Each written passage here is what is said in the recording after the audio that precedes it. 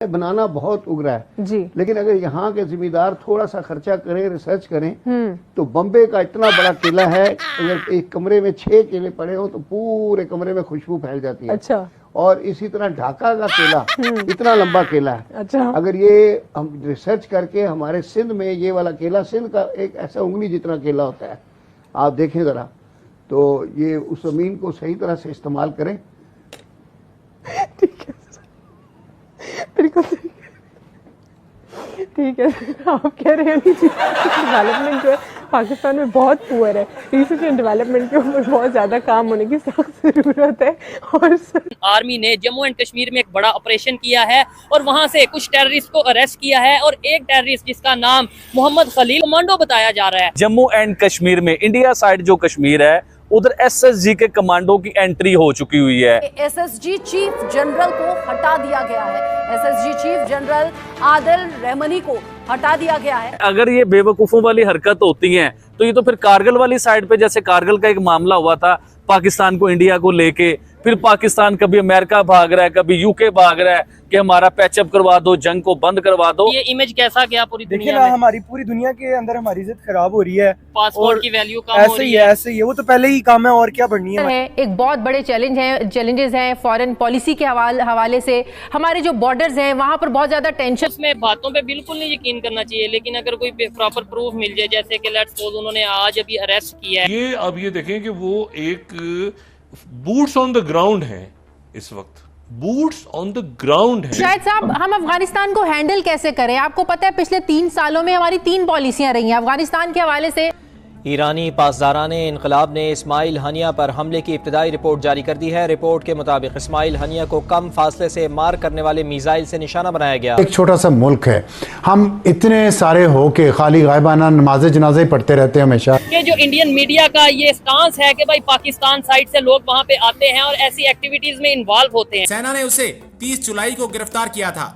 अब आतंकी की तस्वीर और उसके पास से बरामद हुए हथियारों की तस्वीरों को रिलीज किया गया है। दरअसल पाकिस्तान के एसएसजी कमांडो इन दिनों जम्मू कश्मीर में घुसपैठ करने की कोशिश कर रहे हैं, लेकिन भारतीय सेना पूरी तरह से सतर्क है।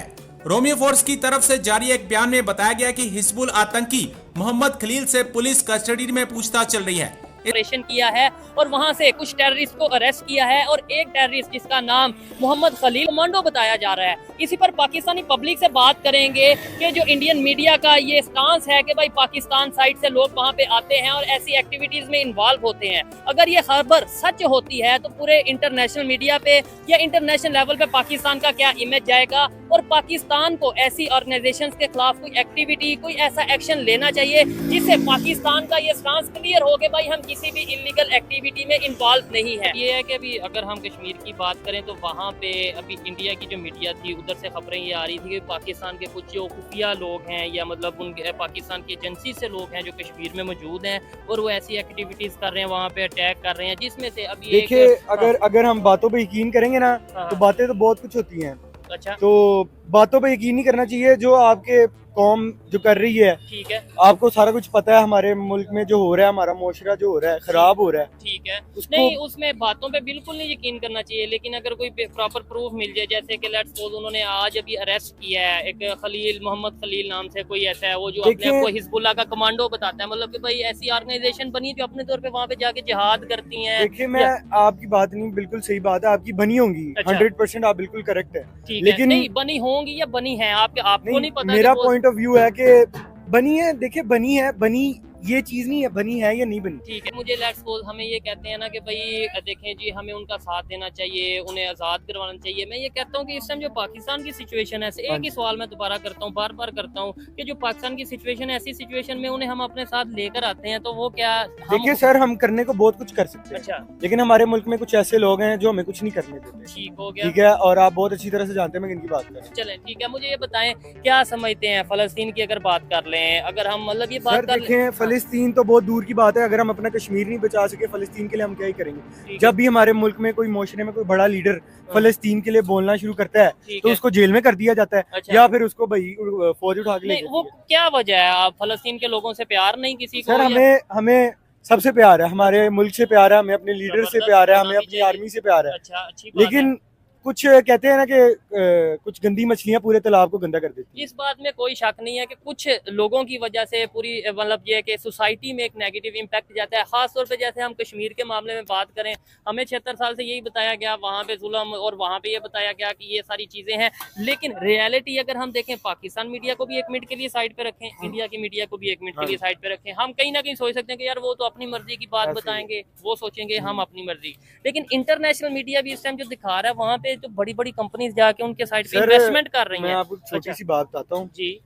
मेरे एक दोस्त है जी, वो इंडिया में रहता है। अच्छा। हाँ जी, तो वो ना जब भी मेरी उससे बात होती है ना, तो वो इस तरह नहीं फील कराता कि वो अननोन पर्सन है या फिर वो किसी डिफरेंट कंट्री से बात कर रहा है, ये कोई एनिमी है। अच्छा। उनके सारे मतलब जितने भी हमारे उधर इंडिया में भाई बहन रहते हैं ना, वो सारे हम एक ही मुस्लिम है वो दोस्त आपका या मुस्लिम है, हिंदू है वो। अच्छा, तो दोस्ती है। दोस्ती है, देखें दोस्ती होती है इंसानियत पे, ये ठीक है ना। मतलब देखें, रिलीजन बाद में आया ये सारी ठीक चीजें। है। तो जो थी ना हमारी दोस्ती, वो अभी भी बरकरार है माशाल्लाह से। वो भी अपना अच्छा, उनकी फैमिली बहुत अच्छा हमारे साथ करती है, हम बिहेव करते हैं उनके साथ बहुत अच्छा। अच्छा, तो मतलब वो अपनी दोस्ती हुई किस सेंस में? बड़ी इंटरेस्टिंग बात है और मैं सुनना चाहूंगा, देखने वाले बताइएगा जो ये बात कर रहे हैं। और इन्होंने खास तौर पे जो बात की कि भाई इंसानियत की बुनियाद पे हमें रिलेशन रखने चाहिए, हिंदू मुस्लिम की अगर या मतलब इस तरीके से रखेंगे तो फिर तो पूरी दुनिया में जो सा वो लड़ाइयाँ और नफरतें पड़ेंगी। दोस्ती हुई कैसे?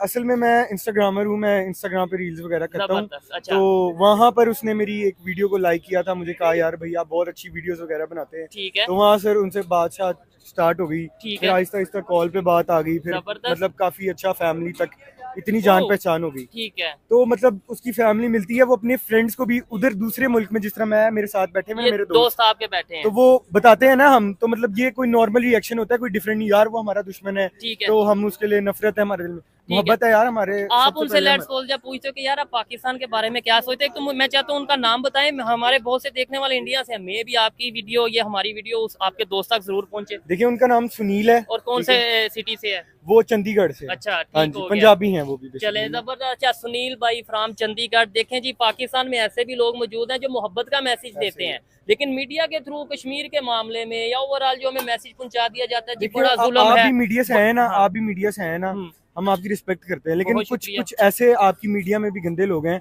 जो पूरी मीडिया को गंदे करते हैं। ऐसे ही है, मतलब जो है कि नफरतें फैलाते हैं। ऐसे ही है। हमें तो अक्सर ये बताया जाता है कि भाई उधर जो हिंदू हैं वो मुसलमानों पे बड़ा जुल्म करते हैं, ये करते हैं। अगर ऐसा हो तो वो आपके साथ कैसे? इस बात को आपकी मैं कट करूंगा। जुल्म होता है, मतलब 10% जो है ना जुल्म होता है, ठीक है, लेकिन 100% बताया जाता है। हाँ बिल्कुल सही है, 100% जो है मोहब्बत होती है। देखें हर इंसान के दिल में जगह है दूसरे इंसान के लिए, ठीक है। तो लोगों के सारे दिल पत्थर के नहीं होते, ठीक है। तो वो लोग अपनी मोहब्बतें बांटते हैं। उधर वो मुझे भी थोड़ा एक्सप्लेन करता है कि यार उधर वो एक मुस्लिम एरिया में रहता है, कहता है मेरे बहुत अच्छे दोस्त हैं मुसलमान। तो हमारी वीकनेस है ना, इंडिया तो ले रहा है चीमा साहब। The textile industry, the backbone of the economy of Bangladesh, is bearing the brunt of the crisis. 2 दिनों में भारत में कपड़ा बनाने वाली कंपनियों के स्टॉक्स 20% तक बढ़ गए हैं। एक हो तो गया उनका कॉन्सेंसस मोहम्मद यूनुस साहब पे शायद, लेकिन अभी इस समाज में कोई अमन नजर आ रहा है आपको जनाब ब्रिगेडियर साहब? Orders worth billions of dollars have been cancelled and factories are shutting down as well. उन्होंने बड़ा सख्त स्टांस लिया है, वो सिर्फ इस पे नहीं रुकेगा कि हसीना वाजिब चली गई है, उसके बाद जो है हल्की डोरी हो जाएगा और आर्मी जो है इंटरन सेटअप ले आएगी। लेकिन भारत की कपड़ा इंडस्ट्री को फिलहाल इसका फायदा हो सकता है।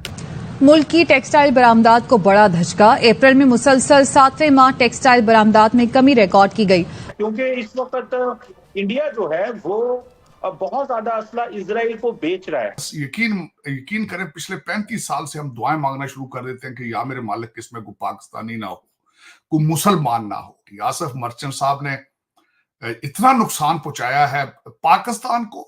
लेकिन अब खबर ये आ रही है कि वो हो सकता है कि फिनलैंड जाए। मैंने आपको सबसे पहली खबर जो बांग्लादेश की दी थी, उसमें मैंने आपको ये बताया था कि फिनलैंड जाएंगी वो।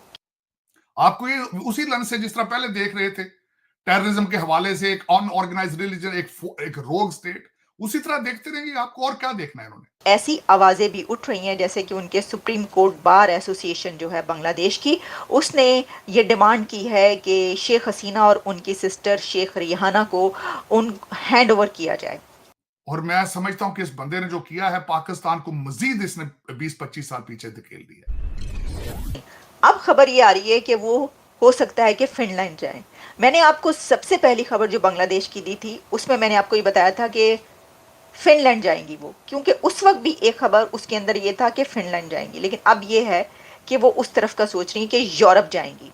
अब क्या यूरोप उनको एक्सेप्ट करने के लिए तैयार है या नहीं है हमें देखना पड़ेगा, लेकिन जो अलार्मिंग सिचुएशन है वो ये भी है कि बांग्लादेश के अंदर कुछ ऐसी आवाज़ें भी उठ रही हैं, जैसे कि उनके सुप्रीम कोर्ट बार एसोसिएशन जो है बांग्लादेश की, उसने ये डिमांड की है कि शेख हसीना और उनकी सिस्टर शेख रिहाना को हैंड ओवर किया जाए बांग्लादेश को, और उनको गिरफ्तार किया जाए, और उसके बाद उनके ऊपर जो जराइम हैं वो उन जराइम के तहत उनको या फांसी लगाई जाए, या जो भी वो वहाँ की हुकूमत जो बनेगी या वहाँ का कानून या जो वहाँ के लोग ख़ास तौर पर जो कि इस वक्त शेख हसीना के ख़िलाफ़ हैं और जिन्होंने ये प्रोटेस्ट किए हैं, वो जैसा समझते हैं वो उनके साथ वो वाला सलूक करें। अब वो वाला सलूक आप चौक पे खड़े हो के चौक में लटका के फांसी दे दें या कुछ और करें, तो इस तरह के वहाँ के हालात जो हैं वो नज़र आ रहे हैं और वहाँ के कुछ जो हैं वो ऐसा करें। लेकिन मैं समझती हूँ कि एक तो अगर ऐसा कुछ होता है तो ये बहुत ज़्यादा खून खराबा जो है उसकी तरफ जाएगा। मज़ीद अभी भी बहुत हो रहा है, लेकिन अनारकी बहुत ज़्यादा बढ़ जाएगी। लेकिन क्योंकि ये जो नई हुकूमत है इसके अंदर मुझे लगता नहीं है कि ऐसा कुछ होगा। वो जहाँ पर भी रिफ्यूज हासिल करने की कोशिश कर रही हैं उनको करने दिया जाएगा, जाने दिया जाएगा, क्योंकि मोहम्मद यूनुस जिनका नाम लिया जा रहा है कि अब वो चीफ एडवाइजर बन रहे हैं। यकीन करें, पिछले 35 साल से हम दुआएं मांगना शुरू कर देते हैं कि या मेरे मालिक किसमें कोई पाकिस्तानी ना हो, कोई मुसलमान ना हो। अब मैं ये बिल्कुल इसने जस्टिफाई किया है कि आपको वाकई यहां भी पीटीआई को प्रमोट करना चाहिए, Republican Democrat party, you don't deserve to be integrated into this society. Asif Merchant साहब ने इतना नुकसान पहुंचाया है पाकिस्तान को और मेरे जैसे लोग जो कि पाकिस्तानी अमेरिकन हैं, जो पाकिस्तान से भी मोहब्बत करते हैं और जो अमेरिका से भी मोहब्बत करते हैं, जो इंटीग्रेट करना चाहते हैं, जो शुक्रिया अदा करना चाहते हैं अमेरिका के जिन्होंने हमें यहां पे संभाला है। इस बंदे ने तसल्ली कर दी है। इस पे जितना भी दुख किया जाए कम है। इस बंदे ने ज्यादती की, इस बंदे ने सख्त। चीमा साहब देखें, और इतने इमेच्योर हैं ये लोग, कितने इमेच्योर लोग हैं कि $5,000 में यार तुम मरवाना चाहते हो लीडर, या 3 बंदे 3 जाकर रेस्टोरेंट में खाना खाएं, $5,000 बिल आ जाता है। इतना सस्ता सारा कुछ हो जाना था। इनको ट्रेन करने वाले भी नहीं समझते कि यार इनको इंटरनेट इस्तेमाल करने सिखा दें। मेरे इतने इमेच्योर है। और फिर उनसे कह रहा है जी कि वो कभी कहता है जॉन बोल्टन को मारो, कभी कहता है किसको मारो, फिर डोनाल्ड ट्रंप। और सबसे बड़ी बात यह है कि न्यूयॉर्क 1 दिन पहले ये पकड़ा गया जिस दिन डोनाल्ड ट्रंप साहब के ऊपर अटैक हुआ। और मैं समझता हूं कि इस बंदे ने जो किया है पाकिस्तान को मजीद इसने 20-25 साल पीछे धकेल दिया। अब रिलेशनशिप आप कह रहे हैं पाकिस्तान अमेरिका के कैसे होंगे, कहां होंगे, वो मैं पहले भी अर्ज करना चाहता हूं चीमा साहब, आपके रिलेशनशिप नीड बेस पे हैं, आपके रिलेशनशिप डॉलर बेस पे हैं। आपको टेररिज्म के लेंस से ही देखा जाता है, पहले भी अफगानिस्तान के हवाले से ही देखा जाता है, जब भी चाइना को काउंटर करना होता है उसी हवाले से देखा जाता है। आपकी कोई डिप्लोमेसी या आपकी कोई फॉरेन पॉलिसी के बेस पे आपके रिलेशनशिप दुनिया के किसी मुल्क के साथ भी नहीं है, छोड़े अमेरिका को।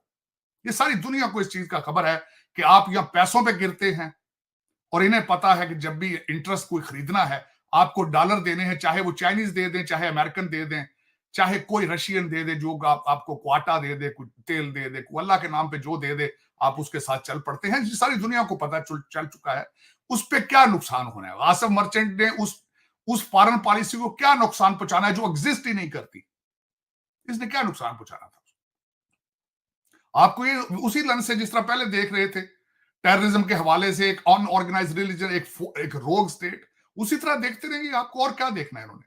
आजकल आप रिलेशनशिप एंजॉय कर रहे हैं क्योंकि भारत के साथ आइडियल रिलेशनशिप नहीं है, you are lovey dovey. $7 billion आएगा, वो दुबई कनाडा चला जाएगा वो, और आप उनके साथ साथ हैं। इससे बड़ा और आसिफ मर्चेंट ने उस पर क्या नुकसान पहुंचाना था। इसने नुकसान तो मेरे जैसे लोगों को पहुंचाया। इसने पीटीआई वाले के वर्कर जहां पे जितना लौंडा लपाड़ा है उनको इसमें क्या नुकसान पहुंचाना है। वो तो पहले ही डिस्कनेक्ट है अमेरिका के साथ, उनको क्या नुकसान होना है। तो चीमा साहब इस बंदे ने बड़ी सख्त ज्यादती की है, चले कोई नहीं, लेकिन मैं ये जरूर कहूंगा कि ऐसे लोगों को करार वाकई सजा देनी चाहिए। मैं कल चीमा साहब, मैंने कल लर्न एक चीज की, बहुत मैं कल उससे बड़ा इंस्पायर्ड हुआ कल जब मैं वापस आ रहा था बार्सिलोना से, चीमा साहब मेरे साथ एक सऊदी ट्रैवल कर रहा था, उसने कहा सऊदी अरेबिया के अंदर चीमा साहब हर जो करप्शन इन्वॉल्व केस होता है उसको वहां की हाई कोर्ट्स और सुप्रीम कोर्ट डिसीजन दे के हर महीने उसको अनाउंस करती हैं ताकि दूसरी सोसाइटी रिफ्रेन करे।